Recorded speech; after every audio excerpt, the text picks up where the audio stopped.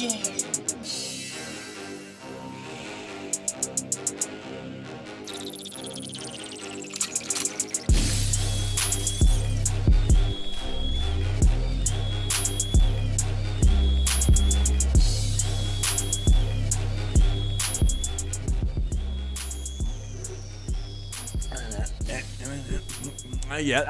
man, I got the tightest intro music. I don't care what y'all say. All right. All right, y'all, welcome to another episode of Pierre's Panic Room. You know how we do every week. We have sensational guests, and this week ain't no different. I'm lucky to get this young lady, so let's get to it. But before we get to it, let me get these comments my crew got. Woo! A little rough out here, a little rough in these streets right here. Y'all some hating ass. Damn, right now. All right, this is from the Shucky Ducky finally confronts Chris Rock dissing him on Def Jam. PIK Progress, I guess Pick Progress says, the caption should say, Pierre confronts Chris Rock because you more pissed off than he is. LOL. Oh, man, go on. I was just saying what I was doing. Come on now. Shit. Shucky Ducky took the high road. Okay, I'm not used to the high road. The guy I am today would take the high road. I'm more respectable now. Okay? All right. Thank you. All right. The next one is from TCP, The Complete Package LLC. Nigga, really? You put the LLC. Nigga. You trying to promote on my shit, okay? A damn shame. Shout out to Shucky for curving the hate and whole ways of peon. Whole ways peon? Nigga. Curving me. TCP. You know what that should stand for? The cock sucking. I don't know that. Fuck you. Yeah, run that back, motherfucker. I hope we don't be reading this shit. Only way you get this motherfucker read is my editor's hating too. He dropped this in because I wish you don't see this shit. All right, this is from Tammy Dior's episode. Remember she's a ratchet enthusiast, concert enthusiast. Okay, Mike 56B says, she needs to be on here every episode. We love her bright yellow skinned self. Okay, Tammy, stop having your friends write this bullshit for you, okay? That's what we're not gonna do, okay? I know who Mike is. I know who Mike is now. The nigga 56 years old, that's what it is, that's his birthday. I know who he is. He sells sausages on the freeway. I know who he is. All right, y'all. All right, here we go, y'all. I'm excited about having this young lady. I tried to get her a couple months ago, but she was busy, and I just had a little window. She has a little window she gives out a little bit. So this is a window I got a chance to get her in, and I said, please come to my show. And she came to my show, so I'm excited about having her. You guys known her. She writes, produces music, TV shows, and she's with the group Brownstone. Me and her have a connection I'm about to tell y'all about. Give it up for the one and only Miss Nicci Gilbert Daniels. Give it up. She hurting them. Hi. Yeah. How are you? Kiss Air, kiss Hollywood. I just want to get all this makeup and lipstick on your have ass. a seat. Pull up here. God, look Leave at you. some foot room. Long-legged ass. Get them feet in there. Come on, get them feet Got in it. there. Woo-wee. I figure I represent just a little bit. Now you do. One thing about Detroit folks, I know you're from Detroit, y'all got Yes. to coordinate. Yeah. Well, Detroit I coordinated for you today. Okay. Because I said, what the hell? But usually I try to go against that Detroit coordinator. I'm lying. I got stink pink gators. Come on now. You know what I should say There about you that? Back in the days, I used to do a lot of concerts in Detroit. Yeah. I felt like the picture man made more than the artist. Oh, yeah. Everybody want to take pictures.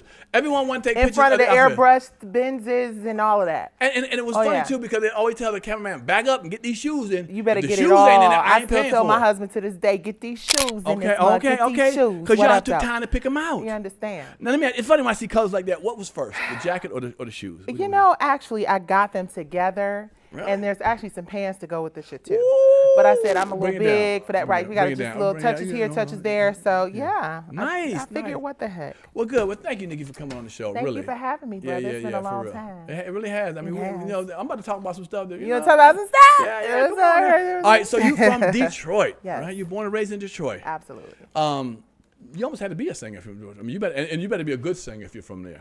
Listen, Aretha Franklin, Come Karen on now. Clark Sheard, Come the on now. Winans, Come on now. Clark Sisters. Come on now.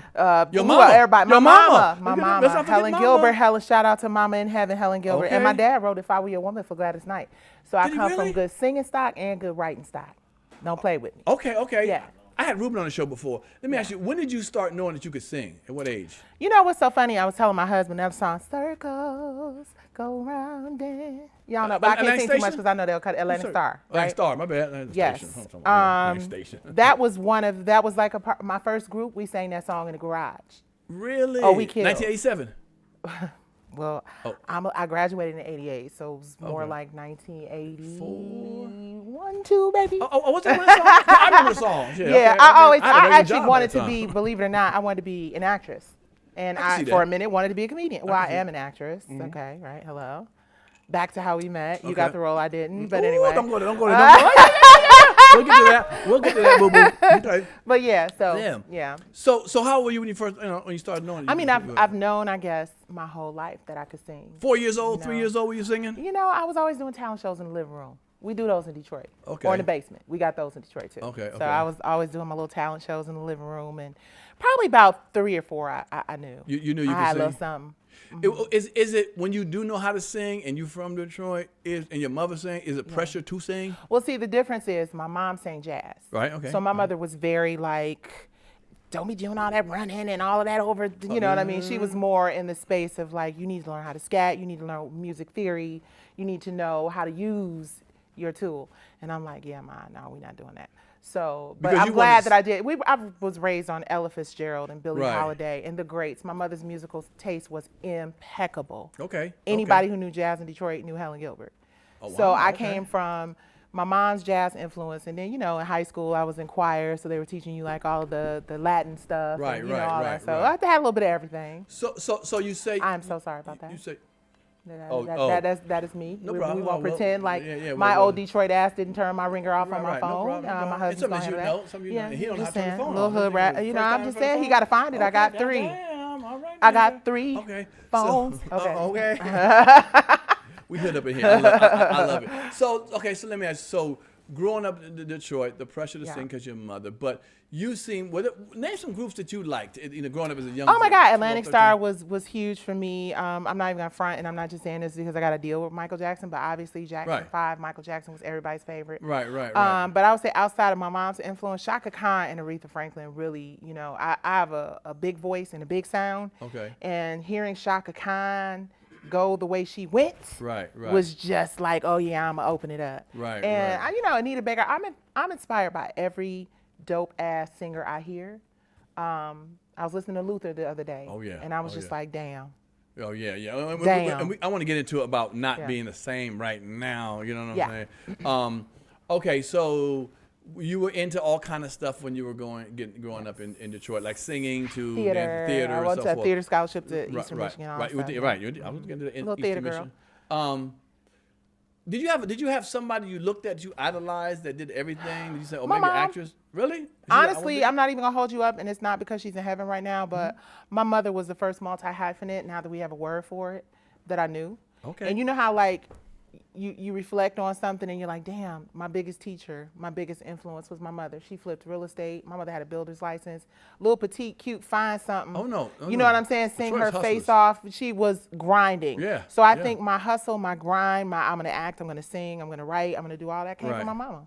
I can see that. I know a lot of people from Detroit, and all of them have Yeah. multi streams of income. Okay. Yeah, we're multi-hyphenates. And I don't give a damn if you like Serial a banker, entrepreneurs, like yeah. a banker who is a manager of a bank. Like, you making Yeah. 200,000, 150,000. I still got a side hustle. Like, Don't play. what? Don't play. Yeah, that's just a mental. not play. mental grind. Yeah. All right. So your father. You said your father wrote. What was that song? Yes, you wrote? my father wrote If I Were Your Woman for Gladys Knight. Wow. Norman Whitfield is my godfather who wrote know Car him. Wash and all Right, that. of Norman course. Whitfield and my dad were best friends. In fact, that's how my parents met. And yeah, he was a Motown guy, so I was exposed to music. I didn't know my dad growing up until I turned 16. I think. Oh, okay. I was going to ask you, did you see like celebrities come through your house and all that kind of stuff? I Did mean, you my see- mama was dope too, so yeah. Yeah, Mayor yeah. Coleman Young, all Okay, Isaiah okay. Thomas, all Okay. sorts of dope ass athletes and celebrities dope. would come to check my mom out, But no, I Damn. didn't, you know. My mom was a stripper. Ain't nobody come see us. Oh, everybody came to see your mom. Yeah, but She I was had- asleep by that time. I heard something, but I didn't know. No disrespect, Ma. I shouldn't have said that. That was come bad. On, no, hey, man. Right. I love my mother. My mother's funny. She, Right. Speak on it. Right. She'll clown. Okay, so you decided to go the college route. You went to Eastern Michigan? Eastern Michigan University. Eastern Michigan to do, what did you take? It was a theater scholarship. Oh, wow, Yep, okay. it was a theater scholarship. I went to EMU. One of my best friends in the world, Dwayne Barnes. You know, it was just like, you know, let's go. He saw Dead Poets Society, Seize the Day, Carpe Diem. How do you get a theater scholarship? I mean, Okay, so let me say this. Okay, Talk say it. about allies not always looking like us. A Scottish woman, Susan Story, my drama teacher. There was no drama department in our school. Susan Story. In your high school? In my high school, I'm sorry. Go ahead. She actually had some auditions and put some flyers out and said, are there any kids who want to act and learn drama? We were like, sure. So we literally built the drama program called La Trope des Arts. Nice. And absolute Jessica Care Moore, who just got reposted by Oprah Winfrey for a poem, was my classmate. Wow. Dwayne Barnes from Minister Society, I got this cheeseburger out there, who's an amazing actor. She molded a bunch of us, and they were against it initially because it was like, no, these kids need English. She demanded that we get at least a 2.5 GPA, and she also allowed us to, we redid the basement of the theater. Long and short, she found out that they were having scholarships for young black students, right? And she said, I think you guys can all get it. And she took us, hand-delivered us to this audition, sat there like she was our mama, came and picked us up, whole 9 yards. I needed a couple extra credits. She took me to go get those. So she is responsible for us having 4 of us getting scholarships to Eastern Michigan University. All of us are successful. Wendy Williams is got a doctorate in all sorts of things. Ooh. Yeah. That Wendy Williams? No, not that Wendy Williams. I'm sorry, not that Wendy Williams. Okay, no, Wendy Lavaris. Yeah, she was in the group her. as well, and just, you know, some debaters that did some political stuff. She's just an awesome influence, and she was a little white woman who believed in us black kids from the hood. Okay. Well, there it is. So you went there. Was your next progression after college, graduating college, forming the group? I didn't graduate college. Oh, okay, I forgot. You're entertainer. So I did not graduate college. No, Dwayne saw Dead Poets Society. Okay. And he was like, you know, we got to do it while we're young. We got to seize the day, carpe diem. So we took our Pell Grant money and said instead of, you know, spending 4 years in college pursuing learning to act, let's go and like roll up our sleeves and move to LA and do it. Everybody told us we were crazy. Wow, yeah. Everybody told us not to. Oh, yeah. What the hell is wrong with you? You got a scholarship. I've heard that. But I was like, no, we can do this. So you go to LA with your crew to form the It group? So it was Dwayne and Shauna, two people from our drama program. Okay. And 3 of us total. And we struggled. We struggled. What year was it? Can you tell us the year you went? Early 1990. 90, that's right. 90, yeah. 90, Yeah. mhm. 91, I think. Okay, a lot of us went over. I mean, I went there too. We was all around town. Yeah, me and Sherry Yeah. Shepherd was broke together. Yeah. We was going to Sizzler together. Like Wow. what? Oh yeah, Wow. it was like Yeah, that. yeah. We Real all go stuff. back, right? To me, the 90s was something else in LA. I just loved it. It was Yeah, so it was much fun so in the fresh 90s. and so dope, and we were all so supportive of each other. Yes, Even if we yes. weren't like always hanging out, we were all supportive. And then, you know, somebody was always doing a little party, a little set, as we would call them. So yeah, it was just good. I remember actually telling people about other auditions. Like I would get on an audition, I would tell someone else for the same audition. You know, I didn't. Absolutely. I was gonna get it. You know, Yep. it wasn't. But now Absolutely. it's cuffing season now. You know, Yeah, it's a whole thing. Right. I remember meeting Sanaa at an Yeah, audition. Like yeah. so many. It was just so cool. It was a good energy. in And the also, 90s. LA back then was affordable too. You know, that's one of the reasons I couldn't. Shit, Yeah. affordable for you, maybe Okay, your well, family yeah, has some okay, money, but okay, I was okay, like, okay, let's Right. figure this Well, out. I mean, you get a 1-bedroom apartment for $800, maybe. Yeah, back in the day. Shit, You know now what? You're not $3,000 lying. for that same Because apartment. my first condo that I bought in LA, I bought for $183,000. Somebody making money. I ain't buying no condo. Look, It was me. in Encino. In Encino? You I had to rich. redo it. No, but I mean, no, it wasn't about being rich. It was just about, you know, whatever. Anyway. Let me explain to people I out ain't there who got don't know no about bread. Encino, okay? The Jacksons moved to Encino. We was right around the corner. Encino, damn near no one look like us in Encino, okay? If you look like us, we working there, okay? Yeah. Okay? So she know what time it is. If you buy a house in Encino, that is I said a extra- townhouse I don't give a by damn. Balboa Lake. I don't give a Balboa Lake. I know Balboa. She on Yes. some bullshit, okay? What else? Go to the Bonner, whatever the hell. Nah, these Jessica Simpson, real look. We okay. 52 now. We budgeting these deals. Okay, You know what I'm saying? Okay. But Right. damn. Okay. Yeah. Well, okay. So how was the group formed? You know, Brownstone. I had auditions. I had been auditioning around L.A. I can say this now. Teddy Riley was like, we auditioned for them, and I'll never forget this audition. You know, I was very heavy. Okay. I'm heavy now, but I was very heavy then. And, it's like thick. a thing. That was the other thing in Detroit. No, I was big as hell. I was not thick. I was, okay. big. Damn. I'm not one of the big girls who pretend like I was the big bone. All right, time to Google It was her, meat around okay? the bones, okay? All right. So I got a lot of you got a cute face, you got a great voice, but you just don't fit the look. So I was like, you know what? I'm going to surround myself with a group. We're going to make this about music and harmony. It's not going to be about me looking, like everybody else, and that's it. So I had auditions. I put some auditions. Remember Drama Log? That sounds familiar, yeah. You wasn't struggling in LA. You don't know nothing about Drama Drama Log was a Log. magazine. In the back we had Yes, auditions. it was. They had auditions Come in on, it. I'm man. like, if you was hustling in LA, you knew about Drama I Log. struggled for 30 days. 30 days. Yeah, I right. did. Okay. Yeah. But no, but okay, so that's how you get the group together? Yes. Okay. I had auditions, and I booked the studio, and I had a bunch of women come out, and there it was. You're very alpha male. It's not a negative. It's a very Yeah. alpha male. You're very, because you got the group Alpha together. female? Yeah, right. I female. Right. I like that. Right. I female. Right. Alpha female. But you know Big what I'm dick saying? energy, right. And I like that. But you always, I guess it might be the Detroit hustle in you. You started stuff. You went out and made stuff happen. You know what I'm saying? And got people to come to your thing. I said I get it from my mama. Yeah. You know what I'm saying? Like that's so when you ask who my influences are, and it that is exactly where it came from. Okay. You know, she was a woman who had to struggle through a lot of adversity, a lot of bullshit. You know what I'm saying? And I saw that, and I pulled on that in every situation I was in. And the other thing that the thing that doesn't make it so much this is everything I've ever done has been about bringing other people along with me. I agree with you. Helping others. You know what I mean? No, So it's like yeah. when you think about an alpha male, alpha female mentality, you like, I'm the leader of this situation, and y'all should sit back there and shut the fuck up. No. I don't think I'm like more definitely Right. not about the bullshit. that. Right. Oh no.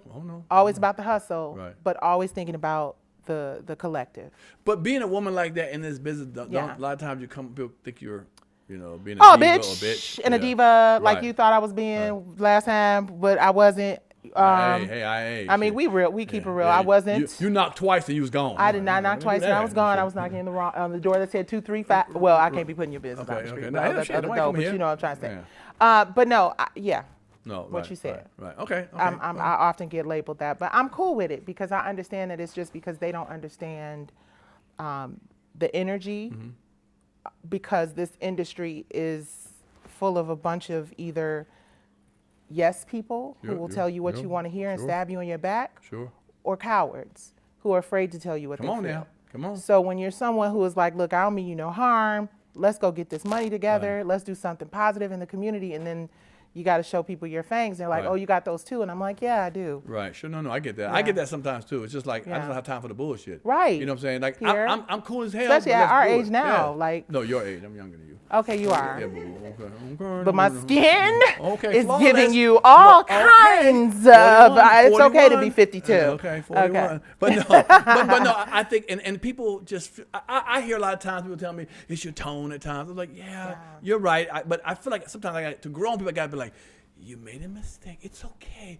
Just don't ever do that again. It cost me a lot of money. But I got to be so say, yo, Yeah. player, don't do that. Yeah. Okay, man. Yeah. I fuss with understand you, that. but let's Yeah. not, hey, I just lost Yeah. a whole bunch of money on this deal. Let's Yeah. not fuck around. Yeah, you hurt my feelings. Don't do that. What the fuck? Yeah. So I got to be so soft with underhand softball with some people. And sometimes it's men that piss me off. I'm like, nigga, you a man. You can tell me like, P, that was wrong with this, that. I'm cool. I don't be like, whatever. That's enough story. So Yeah. we here now. Okay. We are here now. Yes. So let me ask you a question. Did you know any of those members from Brownstone before you started getting them together? I did not. Wow. That's I don't say that's risky because a lot of groups, I guess, no, a lot of groups are for people who know each other, unless it's a producer putting people together. Yeah. You know what I'm saying? I did that whole thing. Well, we did that whole thing. Right.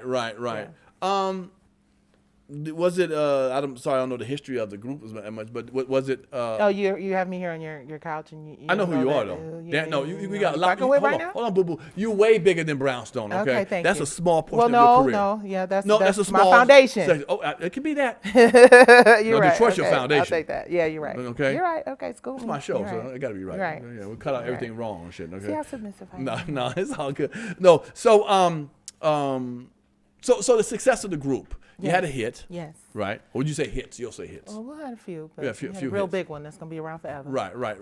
Did who came up with that? Did you make that? I actually, Gordon Chambers and I wrote that song with Dave Hall. Yes. Gordon Chambers came with the body of it.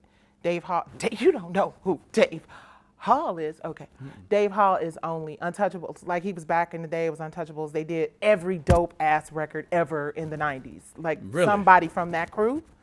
Eddie F, Dave Hall, like Darren Whittington, they were all kind of operating in the same. It was like, that was back in the day when you had a dope ass group of producers who like all stayed in one house and they just made dope shit. So that's how we met. And then the group, what was it called again? They were called what? He was called Dave Hall. No, the House, group. Untouchables. Untouchables, yeah. You know Untouchables, it was a bunch of them. Yeah. We just talked about that with, Tank was with them, right? See? Well, I think he was for a minute. Yeah, absolutely. Get your back history together. In the day. Okay, you're right. Boo. You're okay, right. we just talked about him being part of that. Yeah. About a room for, they had a lot. I saw Ruben Stutter, and I did interview Tank recently. He was telling me about that. Yeah, now that's something, and his penmanship is crazy too. Yes, Tank is amazing. Do you do a lot of writing, or you just? I write everything I sing pretty much. Really? Yeah, or co-write. Can you sing someone else's stuff, or you feel? Sure, I'll sing a great hit record. Like one of my favorite writers is a woman by the name of Belle Johnson. Incredible. She did the theme song with me for R&B Divas. She's somebody who'll come and be like, Nicci, I got a record for you, and I'm like, I know it's dope. So yeah, absolutely. I would love for Babyface. We're doing a new Brownstone album, so I would love for Babyface to bless us with a little something. Doing that. Did you feel like I'll say get mistreated financially with Brownstone, i.e. TLC, New Edition? Hell yeah. Didn't every 90s R&B artist film this? And it's really interesting because I had a really powerful, impactful conversation with some people from back in the day that are working to make some positive changes with artists and streaming and stuff like that. I've been hearing about that with you. Yeah, you're fighting that hard. Yeah, it's been going down. And today they were like, oh, you're making progress for everybody. You're adding something to benefit a lot of people. And I think that's the biggest thing. Like we can talk all day till we blue in the face about the contracts we signed when we were kids, right? We were 23, 22 years. How the hell we know we was doing? Really, we just wanted to be famous. Right. When you start to get older, and you start to see the amount of revenue that's coming in off of the things that you create, it's just really a question of like, I'm not trying to be difficult, but can we have a conversation about all this money you're making over here and we not getting that? Sure, no. Like, can we just be partners on some shit? Right, sure. I wrote this shit. Right. You know what I'm saying? Like, you wrote it, but you gave it to me. But yeah, I was 23. Right. Well, I think Chappelle got some money behind. Oh, Chappelle is a man. Yeah. It's a different world when you're a black woman. You're a bitch. You're difficult. Right, sure. You're, difficult. Sure. And I'm just embracing that. What? I hate to say, this story is so over and over. Young artists getting ripped off. Yeah. Did you not have a lawyer?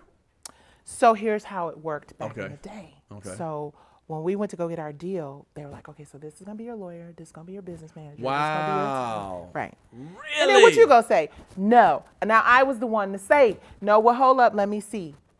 What does this mean? And they're like, little girl, do you know? This is, And by the grace of God, what I will say about Brownstone, what I've learned, because initially I was like, this is some bullshit. Where is our money? How I sell 1 million records at $10 a record and made you $10, $11 million and I still owe you, I wanted to know what was going on. But then I realized that Michael Jackson really actually took care of us because as I've been kind of going through my agreement and looking at, some of our points and what it means in streaming, he made sure that, it wasn't a lot, but the top of what artists could get at that time, he looked out. Because some artists, I'm like, damn, yours is this? And I'm like, oh, ours is that, which still ain't shit, but yours really, really ain't shit. Well, he looked out because you were signed to his company. I believe that. Right. Okay, wow. I believe, us being signed to his label. And, I will say also, allies that don't always look like us, right? My publishers, Linda Blum and Marla McNally, they looked out. I went back and found some stuff where they really were advocating for us to have things that if we didn't have, it would be worse for us now.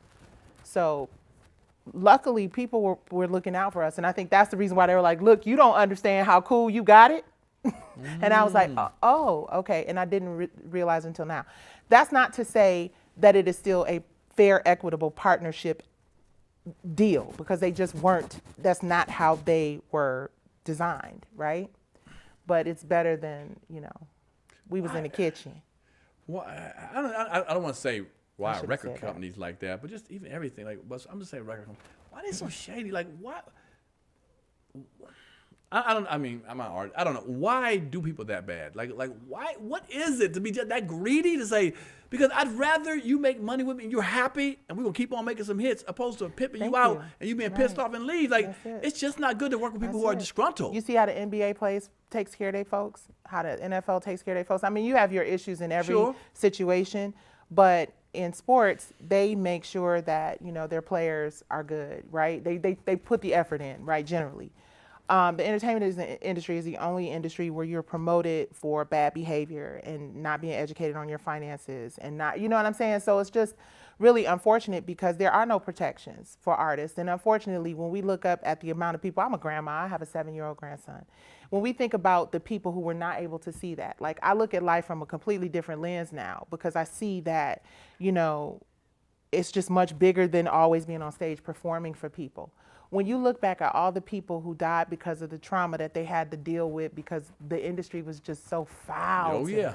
Oh, yeah. You know what I'm saying? Like people who killed themselves slowly through self-medicating or people who, just Phyllis Hyman. You know what I'm saying? So many people who just killed themselves. And it is because artists are very sensitive people. And in order to give us, like to your point, what you said, in order for us to continue to give you great art, you got to take care of us a little better. We can all make money together forever. But at some point, you have to put something back into that resource that you're taking so much from, or you will deplete it and it will be done. And as much as people think they can just continue to play the records over and over and over again, you have to continue to create great music and great content in order for the machine to continue to thrive. That's it. Have to feed the monster. And I was in Hollywood for a while, and all that old shucking and white folks. Hey, bro, hey, you want to go get a drink or some eating? Then give me my money. I don't want anything else. Can I have my check, I want please? my money. I don't want to hang out with you. Oh, no, see, I don't do none of that kind of shit. I want my money, Have you always been that way? Or Really? Why don't you think I've been in Hollywood for 12 years or 30 years, long that? I don't live in Hollywood. I ain't been in Hollywood because I don't play those games. That's right. And I'm okay with it. You're right. You got to step outside the movie to see the shenanigans. And I know what you go through. I don't like when I'm trying to help these knuckleheads in Hollywood, these other actors, comedians, and they get mad at me. They're like, go along with it, dog. And they don't say those words, but keep fighting, know what bro. it is. But they ain't going to stand up with me. I'm like, you know what it is. Can you stand behind me with me? You know what it is. I can't stand, but keep fighting for us. You know what it is. Weak ass. You know what it is. Yeah, it is that. And then, if you're successful, then they all want to pat you in the back. But if they beat you, the system, and because your friends, because people didn't help you who are with the same position you are, then they're like, sorry, girlfriend. But they're tools too. They are. Once you know where people at, you just have to figure out how to leverage those transactional relationships. Ooh, speak on it. It's called create your own. That's it. Create your own. You know what I'm saying? It ain't no friends out in this motherfucker. Oh, watch out now. Ain't none of them. I've been in it for 30 years and I ain't seen to one. Now, I have a few people that I'm really cool with, are real good people and whatever, but people are concerned about their families and their livelihoods. If I counted how many jobs I've created for people since the beginning of my career, since the day I had those auditions for Brownstone, who would not spit on me if I was on fire because they are afraid of losing their livelihoods. But what we trying to get them to understand is, No, I understand. Equitable ownership and partnerships mean that you won't, but that's too heavy for a lot of conversations. But it's changing around now. I think people are coming to ground. I mean, you look and see Wendy Williams doesn't control her own Instagram account and doesn't have the ability to, say no. This is my show. Right. I'm great. I'm so glad Sherry's getting this opportunity. I wouldn't want anybody else to have it but Sherry because she's dope. That's my girl. Right. But I'm saying when you really look at what's happening with the most successful of us in this media entertainment industry and how easily we can be dismissed and fired and cut off, that's the shit right there that we need to be concerned about because everybody wants to be booked Everybody wants a job. Everybody wants to be able to put some shit on their record, an Oscar, this, that, and the third. You want to teach about generational wealth and wellness, it's about ownership. And ownership is the ugly shit that people don't want to do to accomplish. Let me ask you, with the group Brownstone, who were your, just gave me some names, competition around that time? Like, who were you? We didn't, see, that's the thing about the 90s. We didn't have no, seriously, You know we what did I'm not, saying. no, I'm not even bullshitting What did the you. industry think you were your competition? Nobody. Come on, like Total and, man, I do before Total. No, everybody, think about it. TLC had they thing. Wasn't nobody fucking with TLC. SWV had they thing. Wasn't nobody messing with SWV. In Vogue had their thing. Wasn't nobody messing with. Change of Faces had their thing. We all had our thing that was our thing. That it was like compare apples and oranges. No, but they have like, what do you call it? R&B top. We always top made the R&B top song. 10, baby. Okay, As long as I'm in the 10, I'm good. So you were grouped up with R&B. You weren't no disco. You wasn't pop. So that was what they called competition. I don't see competition. Oh my God. And I'm not even holding you up, and I'm not bullshitting you. Every opportunity I've created, every opportunity I've had in my life from Brownstone, I've created for myself. I could believe that now. I believe And that. if you creating stuff for yourself, I'm not looking at what somebody else is doing to figure out how to do what God put me here to do. I'm just figuring out how we can all work together and all win together. And I can get a little piece of that Kona, and you can too. It's never for me about looking at, I honestly don't look at any woman and envy anybody and be like, damn, I wish. Because I have been in the room with too many people that I've kind of almost allowed myself to go to that space with. Like, damn, she just, the way her body, her shit is right. And then I'm like, oh, but she crazy.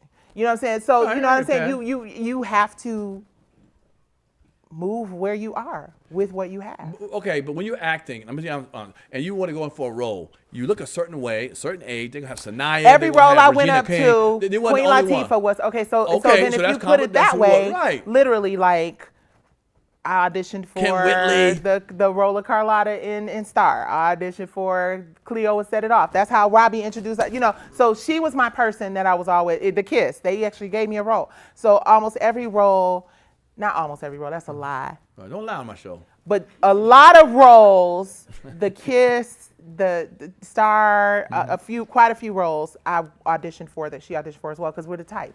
Big, Right. Right. Sing, Right, but it's So a that couple was the of- only right, person. right. It wasn't too, It wasn't Nicole. What's the other girl name? Nicole. I'm sorry, I can't remember her name. Yeah, you know what I'm saying. She had 3 names. Elisa Nicole Carson. No, not her. No, the other one is another one. Nicole who?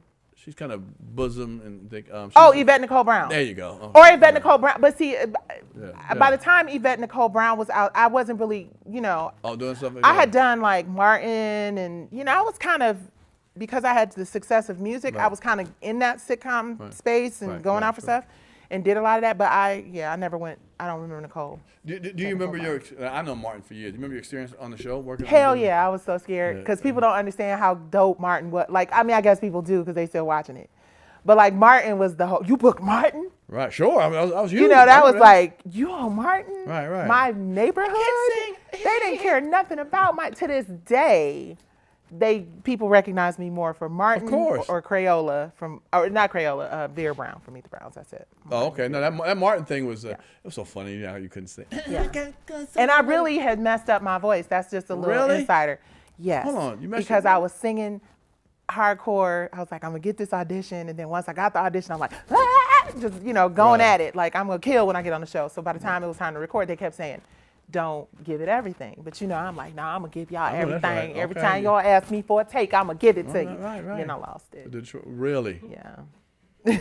Hard-headed ass. Yeah. I still did my thing a little bit, but I was mad because I could have done a little better. This is what it is. I could see you actually being on Martin too, like a recurring role, because you Alicia had the look. Pam's cousin. Yeah, They should yeah, bring yeah. me back. It is definitely like one of them episodes that people have Yeah, seen. okay. So I'm grateful for that. Constantly remember. Yeah, it's funny what people pick that they like of you. You can do a couple things and people Yep. pick one particular thing. Like that's Yep. what it is. Like yep, we liked you on that. See? So I could see. Were you getting more roles? Did you audition for other places? Like I other did sitcoms? actually. Robbie was managing me. Robbie you Reed know, was? so yep, Shout I out to went out Robbie for Reed, a big time lot of casting stuff. director, Yep, black she was casting managing me director. for a minute. I went out for a lot of stuff, but then I decided that I wanted to start a record label. I tell you, decided that you I was hustle. like, what? I want to move to Atlanta and I want to start developing talent and get more in that space. And So before you went left to LA. Atlanta, No. I had an audition for a role in a movie called You How to Be came a to my Player. townhouse. I came to you. Can I get to it? Okay. Can I build it up a little? Oh, damn. Shit. I want to tell you That tonight. loud ass Yeah. input from No, Detroit, no. right? So I just did BAPS. It hadn't been released yet. Yes. Producers were doing How to Be a Player. So and I got BAPS was given to me by Robert Townsend. He just gave it to me, But I remember asking him, like, well, how'd you know I could do it? He said, well, during rehearsals, if you weren't good, I was going to get rid of your ass. Right. So whatever. So at that point, BAPS wasn't out. I just finished filming it. How to Be a Player came around. So a lot of times, actors try to audition for themselves in the mirror. I'm not really good at that. I need to work with a rhythm with somebody. So I had ran into her, and I said, I have a part for this movie. She said, I do too. I was like, oh shit. And I said, let me come over to your place and let's, can we audition for it? And work together, rehearse for it. And I came over that night. I came over, and you played the girl that won Elise Neal's part. Yeah. My girlfriend in that scene when I get caught cheating. And you were fantastic. I mean, you gave me the energy that I needed. Thank you, I wouldn't have gotten it without you. I'm a damn good actress. Yeah, you are. I should have stayed into it a little more. No, I did you can still comedy come and back. drama. Yeah, the timing was good. I felt natural with you, and I went in there and I got the role. And I remember thinking, she didn't get the role. You were good as shit, and you didn't get the role. See, story of my life. Yeah, and Elise was leaving. She had auditioned, and she was leaving, and I did mine, and they ran out and got her real quick. Said, bring her back. Let's see, can y'all work together? We worked together. But I have to believe if they'd have brought you in that room with me, as good as we worked the night before, you might have been my girl from slapping me. But it was probably just back to the same thing, not the type. I don't think it had anything to do with. And I understand it now. Why would they let you audition if you're on the type? That's ridiculous. Well, I think it's dope that they let me audition. I was able to meet you. I was able to get in front of. I think you take every opportunity, even if the type is not necessarily what it is. I believe you go in there, you act your ass off, and you try to convince them to change it. And if they don't, it's good. You tried. It didn't work, but you flexed. I'll tell you something. I'm gonna tell you something on this right here. I don't know the name of it. I just went through that, and I chose not to do the part because I didn't feel it. They wanted me to be somebody's father, and I just didn't feel like it was kind of to me a little bit like, he likes Frankie Beverly Amazing, like that old. I'm not into that, whatever, wearing socks up here and woohoo, whatever, whatever that is. No disrespect to the actors who do that kind of stuff. I had my own swag, and I read it, and I was like, nah, I couldn't really feel it. Plus, I was going through some things at the time. I was really busy. It just wasn't right. But I turned it down. And I remember talking to an agent who kind of lightly managed. She said, "Don't do that." No, I was talking to another person who casted stuff. She said, "Don't you ever?" She said, "Just go and do it. Just do it anyway." And I was Don't like, turn down the audition. And I was turn down the check. Ooh, okay. And I'm said no just to her. saying, get the job and just be like. And the reason I'm gonna tell, I'm bold to tell you. I'm doing something else. I can't do it. well, just tell something, anything, but they see you. No, what? Well, no, hold on. I did tell them that. I was busy working on something else. I actually was, and I couldn't do the thing. But did they see you? No, they didn't see me at all. See, they should have seen you. Right, and it was for a new show. It's called Funny Times or something. B. Simone or whatever. I can't think of it. Oh, wow. What was that thing? Okay, yeah, Father, she's Father, good. Whatever it is, Okay. yeah. And I now regret not doing it. I was Cedric Entertainer did the show, and I like Cedric. But if they would have let me be me on there and said, just do you, damn that old, some of the stuff was too shucky jobby for me. Yeah. I think about it, I should have did it, man. Plus, I don't see myself as a father. The person that she played 36 years old. Oh shit. I'm still smashing 36-year-olds. Oh, I'm saying, oh, You know what God, I'm saying? yeah. Yeah, so I can't play something like that. It makes it And feel the other weird. part of it is, though, Pierre, I applaud you Right. for making that decision, because that's the thing. I can't stand when people just take a role because it's offered to them. Like, you see an actress paying a 300-pound woman, you're like, you don't need no fat suit on. It's enough dark-skinned women out here that need to work. You ain't got to be it. Right. So, yeah, I applaud you for that. Yeah. I was like, damn, I felt was creepy. I felt 36, creepy. Yeah, you know what I'm saying? Well, I mean, maybe God is trying to tell you something. Well, You should lay off the 36-year-old? young gals and get you a grown-ass woman. No, man. They No, grown. man. They could be growing at 36, okay? I'm like, damn, what you talking about? All right. You married already. All right, don't worry about that. Okay? Yes, don't worry about what indeed. I'm I'm an old lady. Yeah, I'm a grandma. Okay. Somebody stand by.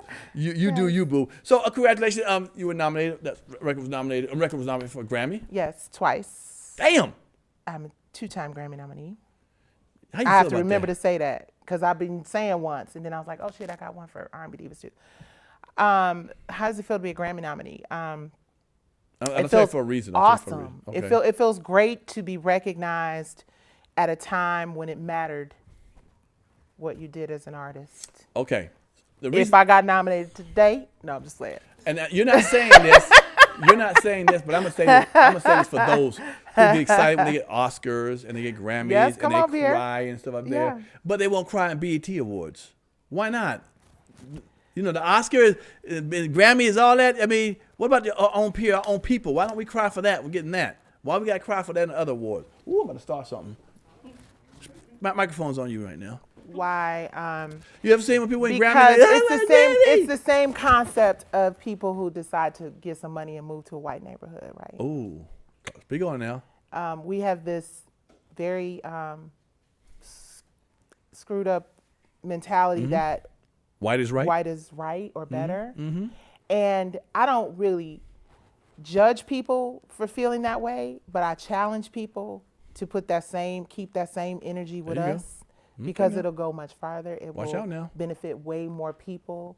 Those are the people you care about, honestly, impressing with your gifts and sharing your gifts with anyway.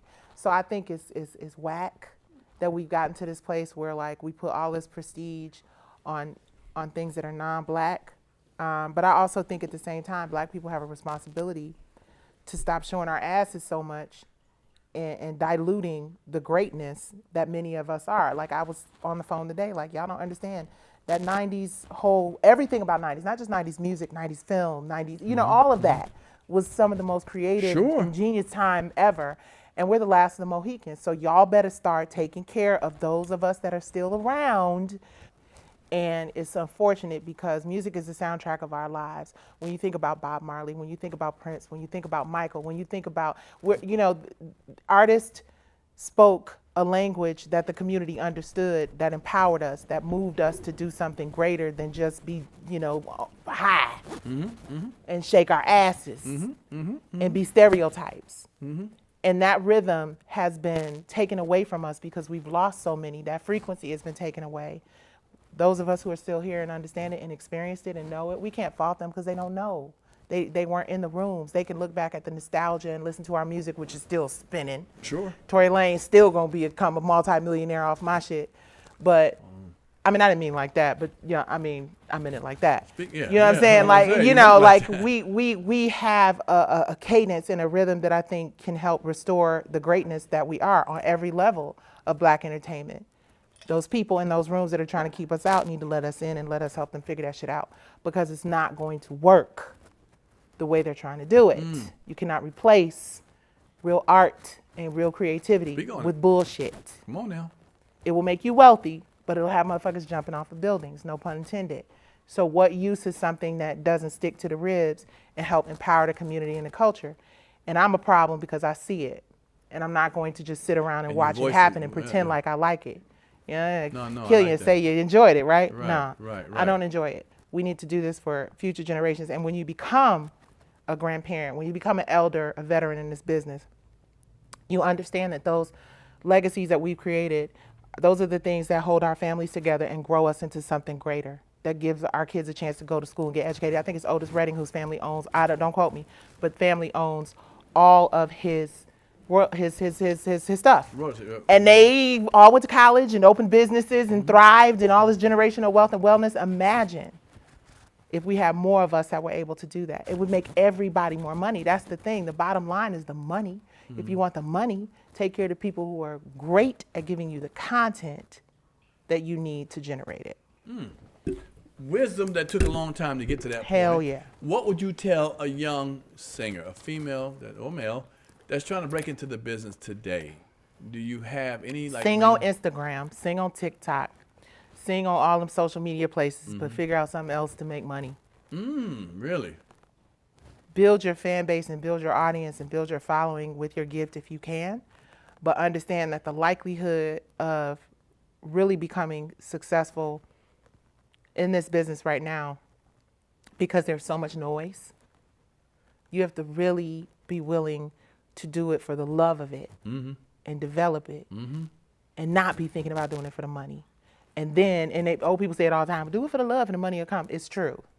Because otherwise you're prematurely getting into something that you're looking at the end game being financial success and fame and wealth. These people ain't really, they ain't lasting long.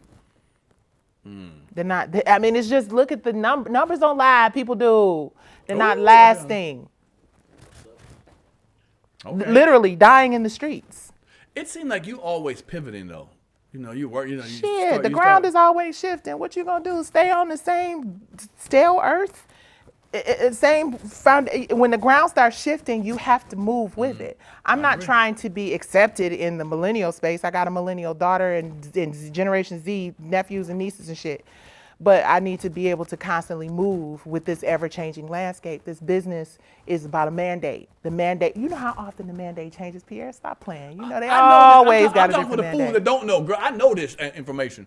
I'm trying to have you educate the people who don't. So when people think you're all over the place, right? When people think you're all over the place, right?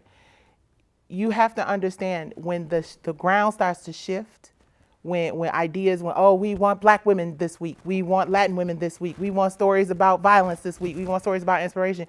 If you're operating as a business, if you're operating as an entity that wants to continue to work in this business, then you have to move with it. Sure. So you have to kind of be all over the place in order to get it, because you'll be sitting there on that boat of Neo Soul, and they'll be like, Neo Soul, what they doing? Right. Where that happening at? Right. But I mean, you go from like I said, Brownstone to acting to producing stuff. Yeah, and Brownstone, I'm on tour this summer. That I don't have to make another record, and that's what I want to say. Okay, tell them. To young talented people out here, this is what I mean. So the beauty of creating great things that last a very long time is that I can go grab a microphone and go on the stage and sing those songs and share that experience with people who really get it and actually continue to make a living doing that, 30 years later. So, yes. So with your group, I'm sorry.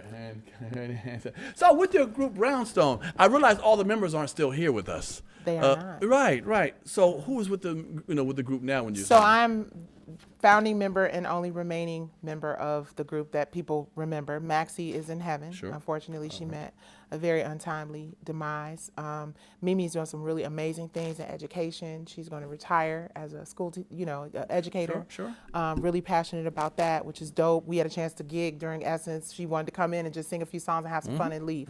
And now I have a new iteration of Brownstone, which is the Brownstone Experience, which is dope as fuck. Okay. Tisha Brown, who's from Detroit, sings her entire face off. She's Keisha Brown. Tisha. Oh, Tisha Brown. Tisha. Okay, Tisha JB, okay. baby. Okay. Born a day after me, a day before me, actually, I'm sorry. Amazing singer, comes from the church, sings from her diaphragm. Out-sings me and everybody else. And then we have Aaron Jackson, who's who's nominated for a Grammy this year. Hello, shout out to Aaron Jackson and Alexis and Magic Joneses. And we are the Brownstone Experience. So we are still giving you Brownstone songs because, I led most of the songs. People aren't missing that much. I know, in terms of, right. I ain't the 23-year-old voice, but I'm the 51, about to be 52, singing my ass off voice that my folks can relate to. And yeah, we're making new music. We're doing a Brownstone live album. So we're going to give the people our live record, and we're actually doing some new stuff. So I'm excited about that. Okay. And a docu. And a docu? Yeah. About the group. Filmmaker, a documentary about the group, and Michael Jackson and everybody. Okay. Well, we're not making it. Let me re-say that. We're not making a documentary about Michael Jackson. We're making a documentary about what it was like being the first group signed to his label. It was MJJ Records? Yes. Like that, right? Michael Joseph Jackson. Yeah, I did a little research. Yes. So speaking of research, a little bit. Yeah. I had all the research 3 months ago. Okay. Yeah. Yeah, remember we missed each other then. It was raining that night. I deserve everything you giving me. Right. It's okay though. I'm sorry. No, I love it. So let's talk about R&B Divas. Yeah. Your conception of putting that together. Yes. It seemed to start off well, and it seemed like that it didn't turn out to be like you wanted it to be. Am I correct with saying that? Yes, sir. Right. Mm-hmm. You're right. How do you start it off, and how do you lose control of it? I wasn't aware. This ownership thing is new for me. Okay. It's something that I just kind of started to understand. Mm-hmm. And when I created R&B Divas, literally, I just saw a void. I saw the Housewives. I saw a bunch of stuff out there, and I was like, you know what? There could be a great opportunity for us to tell a real story about what it's like to be a 90s R&B artist, the struggles. It was really an opportunity for us to rebuild our careers. And so I auditioned everybody. I flew people down to Atlanta. I shot the sizzle reel. I cast the show. Oh yeah, me and my husband, shit, right. My husband's like, "Were you trying to do what?" I'm like, "No, babe, this is gonna work. Trust me." But what a big important part of this that I'm leaving out is R&B Divas was born of a show called Soul Kittens Cabaret, which Selena did, Faith did, Angie Stone did, Monifa did. All the women who are in R&B Divas were a part of my musical stage play, Soul Kittens Cabaret, and we were shooting kind of the behind the scenes, everything that kind of goes on in our space. So we said, let's just take this to some networks. So long and short, did the sizzle reel. Faith, I knew we needed an anchor. I knew we needed somebody that people would be like, everybody loves Faith. So she would be the anchor of this thing. So she was like, let me know when you put it together, who you bring on board, send it over. She's like, I'm down. Let's do this together. So her then manager, who I'm not going to name because I'm going to try to be nice. Okay. She asked me if I would, bring him on board to help us pitch it because, that was 10 years ago. Right, sure. So 11 years ago, because the show came out 10 years ago, but it was like 11 years ago when pitching things as a woman who's a singer, they want you to shut up and sing. Nobody really would take me that seriously, right? So he pitched it to TV One and they picked it up. What I did not know is that I needed to own it. I knew that I'm attached to it, for life. Right, I created it. Sure. But my contribution to it was minimized because people saw it as an opportunity. It became a hit show. It became the show that basically saved TV One. Right. And everybody else wanted it. And then how do you not own it? What would you have to do to own because something? that wasn't, the way that I would have owned it would have been to, ownership, number one, requires you to make some contribution to it.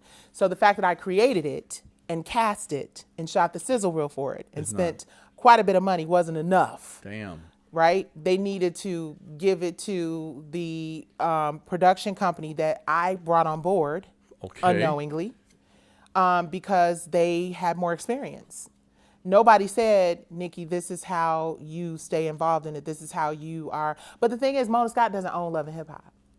A lot of, people have it confused. Like the ownership, the only person really doing the ownership, I don't know what people's business of their deals are, but I'm assuming that Viacom and VH1 own that. Like you would assume Starz owns Power, right? When you do an overall deal, everything you create, you don't leave with it. It stays with them. Sure. So that was kind of the scenario versus Tyler, who is a person who's brilliant, who shoots it, licenses it, and co-owns it.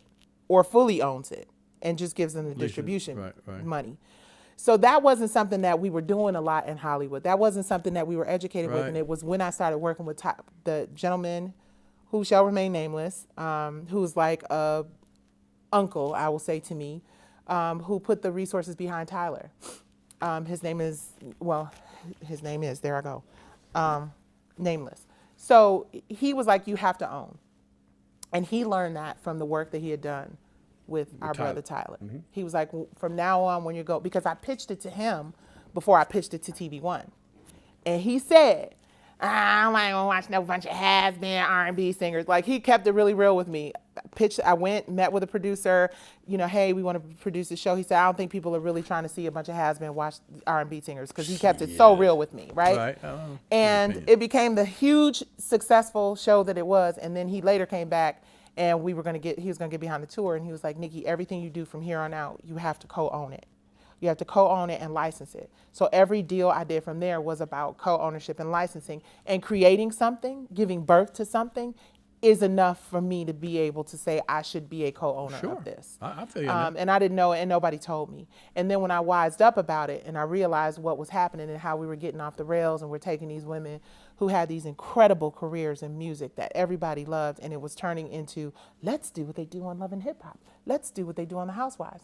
And the final straw being a gun being pulled on my husband and we doing reality TV. And that's the wrong guy for that to happen. It was about to go, you don't understand. I don't understand. About to go into a whole nother realm of what this was. Why he the wrong guy? Well, anybody's the wrong guy. That's what I'm saying. Why him? Well, the reason why I said in this particular reason why I said so in this particular situation is because he's the guy. No. Well, I'm not gonna say all that. I mean, obviously, he's a veteran Marine, He's a Marine. But what I'm saying, I'm saying is no, and not even for that reason. Shit. No, not even I know some Marines. Not even for that reason. But because he's a person who never was on camera, he was never trying to be about that life. Right. He was never in the fray of any of that, right? So those people who just mind their business and stay off to the side and don't want to be brought into the bullshit, when you bring them into the bullshit, then they bout the shit. It's on 10. Right? So then, and it was really a situation where some words were exchanged and another guy was like, well, he's so big, I better go get my gun. And really, and you know, and they squashed it. You know, I'm not, you know, like, but the fact is, in a climate where people are, you know, and it all happened because me and Selena got into this argument, this, you know, clips all over the world. And when I see those clips of SpongeBob, SquarePants, all that shit, I don't think about, oh, she read me. I think about that's the night my husband could have gotten killed. Oh. I think that's the night somebody could have lost their life because that's the night that shit went down. And everybody else thinks it's just a really good joke. And I'm like, I created the show, got everybody a check. And now I am in a situation on some dumb shit where I now have to leave it because I promised God, I promised myself, and I promised my family. If it ever got to the point where I felt like it was going that way, then I'm going that way. And I made that decision that night, and it was done. But now so it was real beef, really, between you and Selena? No, well, okay. So it's not made up stuff? It was made up shit that became real. Oh, wow. You understand what I'm saying? Oh, yeah. So what it was we had made this pact with each other that we were going to, you know, regroup after situations that felt tense. You know, there was this whole, you got to turn things up a little bit because, you know. Sure, ratings. Got to make sure of TV. You know, some of the women came to me and was like, oh, yeah, they told me to set you up. You know, they've come to me. All of them have pretty much come and apologized one way or the other. Sure. And I was being set up because I was Sister Soldier. And I was like, we are not going to be on this. We're not going to be fighting. We're not going to have all these drinks and people drunk. We're not about to destroy our images and our, you know, people are hating us. And then it was like, Nicci Gilbert's a terror to work with per deadline.com. They're going to fire her tomorrow. She's horrible. Nobody likes her. And I was like, oh, shit. And when I was young, dumb, and full of, you know, I cared about that. It really fucked me up. Excuse me, I'm sorry. No. It really messed me up. Sure. Because I was like, no, I created this for us to win. What's going on? What's going on? Why is this happening? And then when I looked to the people that I felt benefited quite a bit from this, that looked like me and maybe understood what because they're younger than us, they don't know our music, they just doing TV. And I'm not disrespecting what they're accustomed to doing. I get it now. I understand what they were doing. They were making a hit show. Sure. I just think that when you got divas and you got all kind of shit, we got so much story to tell. I think that first season was fire. I think that second season had the potential to be fire, and it was organic. We were real friends coming together trying to do some real shit.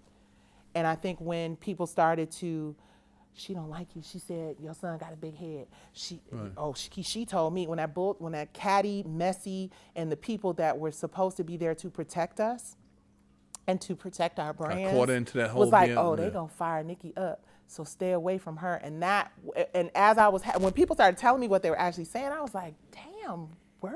Mm-hmm. Like it was a concerted, like it was a whole like, she thinks let's tear her down. And that's exactly what happened. Until this day, there are people who don't like me and think I'm just this mean, angry, trying to control everybody person. And I am the most look out for everybody, make sure we're all eating, make sure we're all good person in this fucking business. And I learned then that friendships are transactional in this business. You can't take that shit personally. And I've now learned, let's go get this money. But you're not gonna do anything with me that I don't co-own, period. My likeness will never, which is why I choose kind of the environments that I go into, because people will cut and edit. I'm so passionate and have so much to say, like people will cut some shit up and be like, damn, not getting the whole conversation. It's like my friend says, they read the headline and not the story. But if you're in front of that camera, that's what happens, So you know what the thing is, and that is why I left. Because I realized, you have so many people out here talking about, reality. People don't realize I did 2 seasons. And by season 2, when the gun was put on my husband, it was a wrap. It was no going back. It was done. That was 10 years ago. Right. I only stayed in it for 2 seasons. When I left, the shit went away. Lessons people, still trying to think that they stuff gonna prosper. It's just something me and God and the universe got to understand it, because I'm not coming from the wrong place. I'm never trying to hurt nobody. Okay, speaking of that, And I like the fact that you said that. The brat didn't think you were coming from the right place, and you knew you were coming from the right place. And people, Right. I remember when it happened, people went off on you. They did. And I I'm so understand. glad I had the R&B Diva experience because my Q game was real strong. You know what I'm saying? In my spirit. Because at the end of the day, that Kelly Price situation is as simple as this. Kelly Price is a woman who I considered one of my close friends in the industry. Sure. She was somebody who'd been in my crib. I've been in her crib. We cried together. We talked together about the music. What Sure. this was, you understand? Sure. Her daughter had been reaching out to me for damn near 2 months looking for her daughter. Sure. Sure. I'm playing Kelly's dates. I remember Now, that. I could have been a bitch who was like, oh, well, I don't know. Oh, really? Well, I hope they find her. Right. Just to get the money. But because I genuinely cared and I was genuinely concerned, and it was her family, her daughter and her sister, who I had no idea what their relationships were at the time. Right. I understand family shit, which I'm not going to get into that because I don't believe you bring family stuff into this whack ass industry. But when she asked me so many times, I was like, I'm going to help. And once Kelly went on the national Yep. missing persons list, I said, I'm not saying nothing about nothing until we know for sure, because I said, well, maybe she just don't want to be bothered. And then my husband, who doesn't get involved in anything, I was like, well, she ain't called you back. She ain't called Faith back. She ain't called Light back. She ain't called Lynn back. Like, I'm calling everybody we know. Sure. Like, have you heard from? And everybody's like, no, no, no. Her manager, who was like this with her, was crying on the phone, like, Didn't know. no. Right. So when Kelly, what Brat was upset about was Kelly reached out to some people and didn't reach out to other people after it got real. Right. Right? So after it became a thing, you know, she was like, oh, I'm good. So Kelly called me. The same night she called Brat. And the same night she called a couple other people we Right. know. To tell you. And I was like, oh my God, you know, and I'm not going because I'm just not that girl, right? But she know exactly how I felt. I've made it very clear, like, hey, ma'am, I do this in real life. I care about Black women and girls in real life. I have members of my family who have gone missing in real life. My foundation, this is what we do. I didn't set up my foundation the day you went missing. This is something I've been doing since the beginning. So when we said, because we thought you were actually really missing, we're going to have a conversation about it. And I'm calling, I got the Wayne County Sheriff from Detroit who's going to be on the call. My attorneys have called. We got, what do you call it? We got all, the folks was out there. Right, sure. We was calling. I'm calling favors that I would never call unless I thought something was really wrong. And for you to be like, oh yeah, nah. No. So my thing was, she's fine, and I'm going to still have this conversation about the real missing people. And then people thought that was clout chasing, and I'm like, don't you know I got a whole ass lawsuit that I'm in the middle of right now, which nobody even knew, which is part of the reason why I didn't want to do it. The last thing I need to be associated with is some bullshit connected to Kelly Price. So I feel like Brad owes me an apology because Brad knows me and I know Brad, and she could have been like, yo, Nick, why'd you do that? That was foul, whatever. And I could have explained it to her. But I think Brad didn't have all the information. Right. Sure. And I think Kelly owes both of us an apology because she put us in that space where it turned into a whole thing. But let me ask you a question. Would you, hindsight, could you see yourself changing, handling it a different way? No. Really? You still couldn't think about another way? Because here's the situation right here. She was on a national missing persons list. So if she really was missing, and the last time her daughter and her sister saw, she was on life support in ICU. And 8 weeks had passed before I said anything. So no. How crazy would I look if something really was wrong with Kelly, or she really was gone? Like, you know, for a whole 2 months that Kelly was gone and you didn't say shit. Right. I don't give a shit about nobody being concerned about me coming from the right place. That's their issue that they need to know how to deal with. I'm a person who operates from a place of love and a place of looking out for my friends and going hard for people. I'm mad that I actually pulled them favors and called on some of those. Yeah, so let me take that back. I lied. You're absolutely right. Yeah.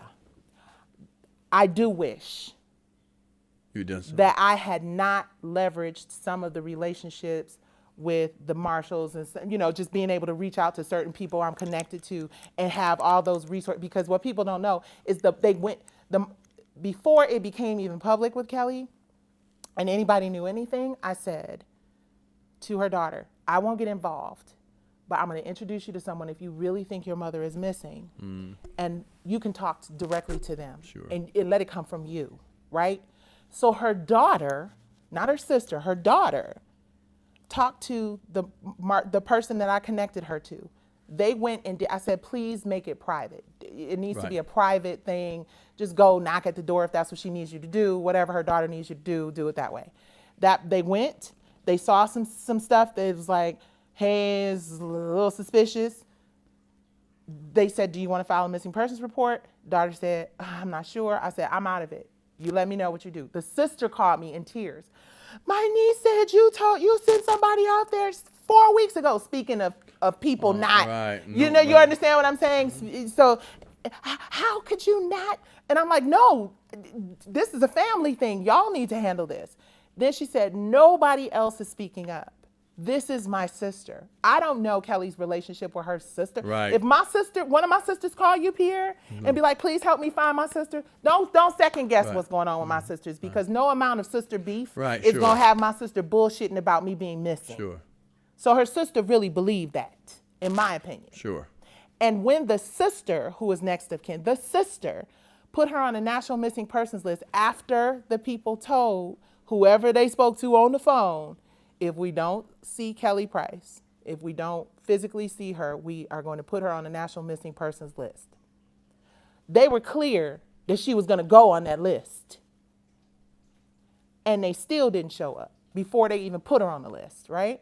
So if you're clear, if I don't respond and let the police know I'm okay, I'm calling the brat and this person that, but if I don't let the police know I'm okay, I'm going to be on the national missing persons list. What the hell am I supposed to say? The police ain't right. They not right. Kelly somewhere. Yeah. I feel you. No, I feel you. But I learned my lesson. You learned your lesson. About, again, the transactional relationships in this industry. Wow. And I guess you guys aren't. No, I don't consider her a friend. You don't. No, I've eliminated that stress from my life, because I can't believe that Kelly watched me get publicly completely ripped apart and didn't say, no, she didn't tell them when me and her talked. She was like, oh, Nicci, I want to come. I want to be a part of your conversation and talk to the missing girl. Like, she didn't share any of what she and I talked about. Right. And I let her have it, because I was like, all you had to do was return a text message to somebody. Right. So you wouldn't put yourself out there like that. And then I find out you're doing a reality show or trying to do something with Mona Scott. I feel like you're playing me.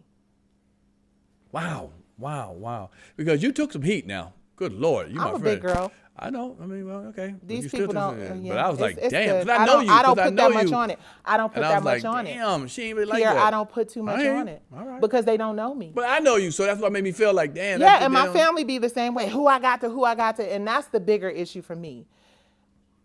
Calming my people who love me down. Right? I know that's right. My attorneys who were like, what? As much as you debated whether to do it, like, it was a real conflict in my spirit, because I am a genuinely concerned person. I love my friends in real life. This ain't no Hollywood shit. Right. And I was really worried about her. And for her to not say, I know Nicci was coming from, she said it to me, but for you not to say to me what you said, if the apology need to be as loud as the disrespect, as far as I'm concerned. Yeah, that's true. So, always. And I don't have a problem with the brat, and I don't have a problem with Judy. I think they're dope. I love their relationship, and I was really like, what? They were like, I didn't even know she was doing it, because I was live, and they were like, she going in, and I'm like, okay. But that's just how much I don't care. Right, good. Well, you have a solid base around you. You have a husband that loves you, and let me tell you, in this business, I got 10 siblings, a daughter, a grandson. Like, my life, this is my work. So when people go to work and some shit happens to them at work, when they go home and they not talking about the shit, that's kind of how I look at this industry. You know, I got really big, major issues that I'm focused on in my life right now that require Lionsgate stars. So yeah, that's one. Yeah, they require my real attention and focus and money. This is, you might give me the heroes talk, but I'm gonna end with this. Are you not tired? Are you not tired? I'm fucking exhausted. Yes, I'm tired. I'm tired of people taking my shit and making me fight them. But guess what? That's why I stayed my big ass in the gym. Oh, yeah. Okay.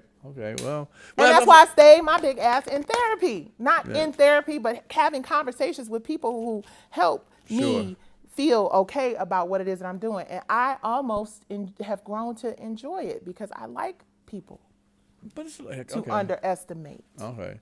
Well, what I was getting at the point was saying that you're lucky to have a husband, have somebody in your, like every night come home to. I don't come home to nobody, so the shit I go through, I just go through. So usually props to that nigga that's a Marine. Give him some other props, be in your life. Okay, it's good to come home and talk to somebody. It is. And hear, yes. Cause I don't come home to nobody. You hear me, motherfuckers out there? I don't come home to nobody. It is. You should treat your people better. Stop messing around with some 36-year-olds and get you a grown-ass woman. Easy. Shut the hell up.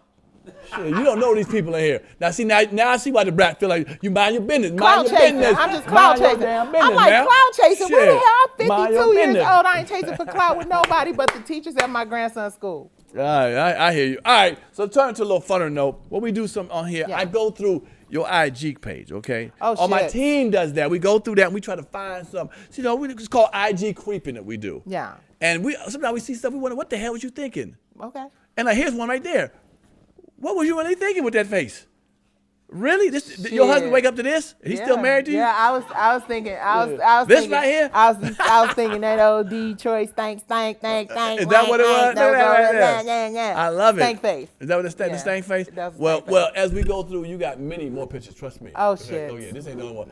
Now this is what you were talking about when we get the workout on. That's the whole thing. That's but see, what I want you to focus on is that lime green that I like that says money talk. I know I just want people to run me my money. I know that's right. So I can not talk. Okay. About nothing except progress. Because I notice a lot of times on your page, you are in the gym working out. You're trying to get it together. Yeah, mind, body, and spirit work is moving meditation for me in real life. I'm not trying to get skinny. I got a husband. He fine. I'm fine. We good. I'm trying to stay healthy. It's a healthy situation. Yes, indeed. Okay. Well, here's a healthy picture of you. Oh, I'm quite shit. sure. No, look at that. Yeah, my yes, the shot sexy. that. Your husband right there? Okay, now look at cute. you. She's cute. We got an R&B diva for real, but this one right here. Look at you. What was this shoot for?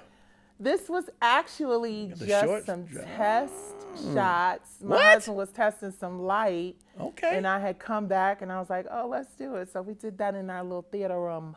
I like it. I like the lighting. He did a great job filming that right there. We're playing around with some light. I'm actually working on a short. Okay. And I want to do something that is a little film noir-ish. Okay. So we were messing around with some light. Okay. And I was like, I'm great now, so. No, I love it. I mean, Thank you. I could never tell you could pass for 10 years younger. Could I? Yeah, real talk. Real talk. Come on, Halle Scary. Halle Scary. No, I know Halle Scary. No, you look 10 years younger.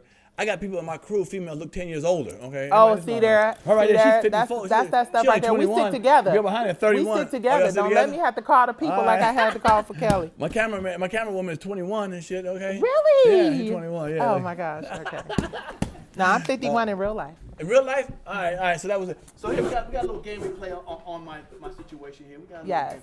It's called Spin the Wheel. Okay, we spin the wheel. No, I'm gonna put it over here. Okay. So what it is, let me tell you what it is. Every show we have our guest spin the wheel. Yeah. If it lands on it, we'd like for you to participate. Yeah. If you have a real secret, could you maybe tell us what a real secret, something, there's something that's there. Yeah. Your husband's in here, so maybe I mean leave the room. But, how you lost your virginity? I know your husband's in here. Yeah. We don't want to land on those. Yeah, hope we don't fall on that. We don't want to land on none of those. Think like, really? I lost it to my husband. There we go. Here's a celebrity crush call. If you're an actress and we'll give a name if you can't think of somebody. He don't be a real celebrity. It's crush. I'll make it up for. Something you want to get off your chest. If you got something on your chest you want to get off. Yeah. The biggest lie you've told, whatever. Okay. Somebody you trade places with and why. We don't have that book no more. So that's celebrity crush call. What's the other one? Oh, get off your chest. Where's the one I like? Oh, you trying to set it up so it'll be on that one? Oh, you know what? I don't have it in here. I have another one. Damn. Oh, damn. In the other studio, we have one. I got a really. One is face. Okay, for you it'd be face, teeth, or penis. Which one could you, if a guy had to have three, which one could you eliminate, saying that wasn't the most important? His face, his teeth, or penis? Bro, I'm glad you done lost that one. See, we ain't got to even ask that one. No. If it falls on the virginity one, I want all three. If it falls on virginity, if it falls on virginity. So hold on, I'm gonna give you a roll, drum roll. Y'all ready for her? Come on, y'all, get jumping. Start rolling. All right, yeah. All right, spin it good. Give me the Detroit spin. Real Detroit spin. And it lands where? Trading places. Ooh, trading places. But yeah, who'd you trade places with and why? Ooh, Anybody can think of, who you know, would it I could be trade famous, well, places yeah. with Who and would you- why? Who you think about that you admired, you know, maybe, you know, could live their life? I would trade places with the CEO of Stars. Okay. So that I could go on ahead and run me that check. Wow. Okay. For real. You would trade places with him. But now after you run your check, you still got to run Then that I'm gonna company. come back to myself. No. Oh, you mean I gotta stay there? Yeah. Oh, no. Sorry, Yeah. no, that ain't the one. Yeah. Maybe a singer. If it's someplace that I have to stay, I mean, I'm not even gonna front. I'm not even gonna hold you up. Okay. Ooh. Tyler Perry. And why? I mean, I know why, but why would you say? Because what would you do different? What would you do if you was him? I would share more of my formula. I would show various people in other cities. Like I would get a me from Detroit and be like, this is how you set up a studio in Detroit. This is how you do it in New York. This is how you do it. So I would incubate whatever that formula is that worked for him, the ownership, the owning your content, the actually being able to build a studio, to run it. And I would hire a lot of women. I would hire a ton, which I think he's done. But I would hire a lot of women because Black women in particular, just because I think that we just really take care of y'all, us, and everybody.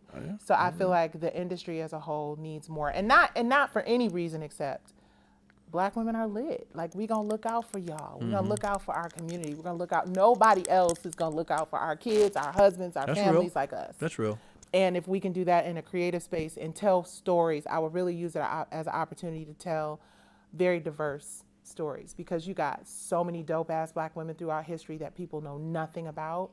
And I think it's important, and when you have that kind of audience and that kind of platform, to share those stories, because people need to be inspired. Beautiful. Put that on a Hallmark card. Beautiful.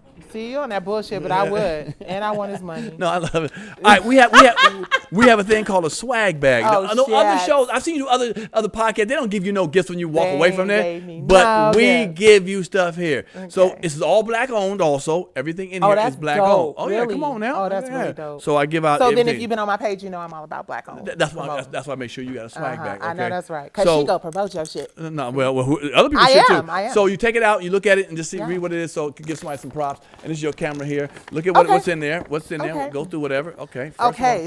I'm sorry. So first off, this is so good. Ooh, yes, it is. What's it Oh, called? this is the okay. shit. Oh, I'm gonna read this for real. Yeah. It's my what? My 100 homies and phonies of Hollywood. By Ooh, Pierre. that's right. This that's is right. that. Listen, I need to do my 100 phonies. Ooh, homies and phony. Okay. R&B. That's right. That's Oh, it's one. got.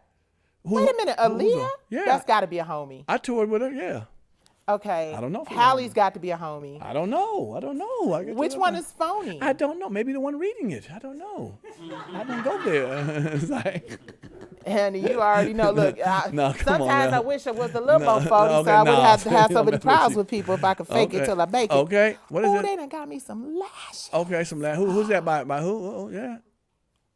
Mine by Wet Sugar. Ooh, come on, Wet Sugar. Okay, there it is. Sounds like a name. Okay, lashes. Describe Okay, it, girl. lashes. Okay, we got a These little are very lashy. Yeah, I love lashy. it. I'm Wow, excited. lashy. Lasherific. I Okay, love what it. do you got? And I love this. This box. is dope. Oh yeah, Like, yeah. I'm so into shiny things. Are you really? Okay, Yeah, okay. glittery stuff. See? Glitter. There it is. Bling, bling, bling. What have we got? I feel like something gonna jump out of here. No, what? I don't know what the hell that that's is. just Yeah, I don't know what the freshener. hell that is.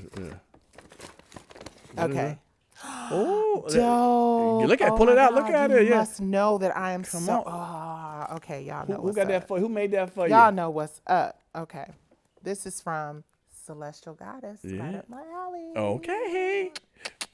I love it. Let's look at that bracelet. What that Celestial bracelet looking like? Goddess. It's looking Ooh. absolutely fantabulous. Is that? Those real. I know. Them I yeah, see. them ain't no $2 beads, sister. Okay, we Oh, make this sure. is awesome. I would be Yeah. so curious. Thank you. I'm grateful for your support. Hmm? I need to know what these are.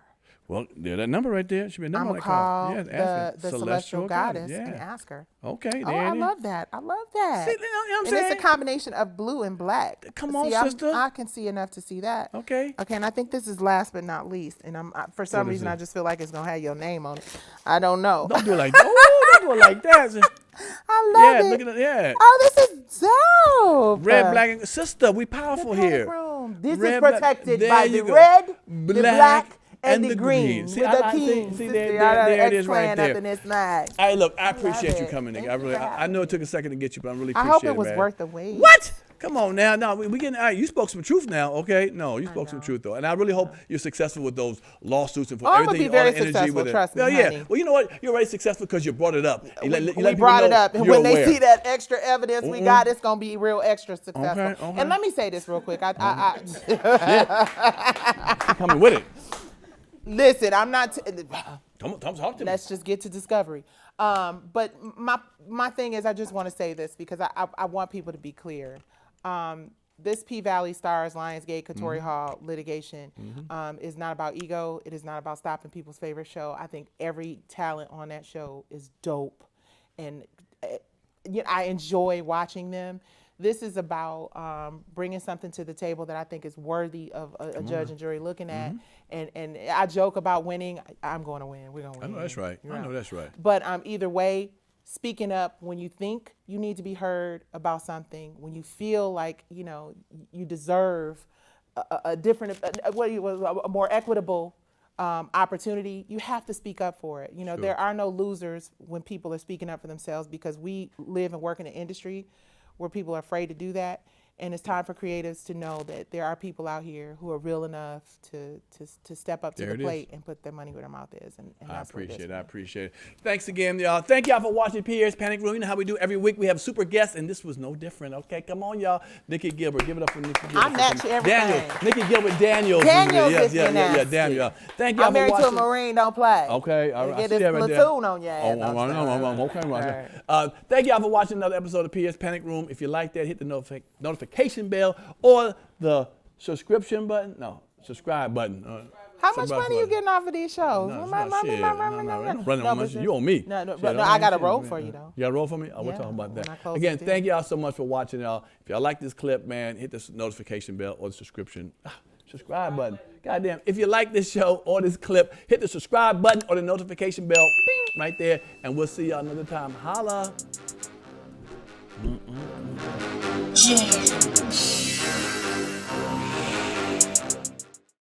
Hey, what's up, sexy people? I'm Nicci Gilbert Daniels, and make sure you subscribe to Pierre's Panic Room. If you like that show, like, subscribe, and comment below. Hit the notification bell. Hit the subscribe button, man. We want you around. Appreciate it.